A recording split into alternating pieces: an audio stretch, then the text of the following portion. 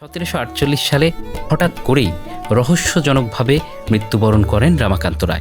বিধবা হন ভবানী সেই কিশোরী বয়সেই সাদা শাড়ির আড়ালে জীবনের সব রং চাপা পড়ে যায়। ভাঙা রানীমহলের দেওয়াল ছুঁয়ে আজও যেন টের পাওয়া যায় সেই নিঃসঙ্গতা। সেই কুঠুরির এক কোণে মুখ লুকিয়ে কান্নারত সদ্য বিধবা ভবানীর হাতে এসে পড়ে এক বিশাল রাজ্যের ভার। নবাব আলীবর্দী খাঁ সিরাজউদ্দৌলার নানা নিজে জমিদারির দায়িত্ব তুলে দেন ভবানীর হাতে। এটা ছিল কল্পনার বাইরে। 1748 সালের বাংলা।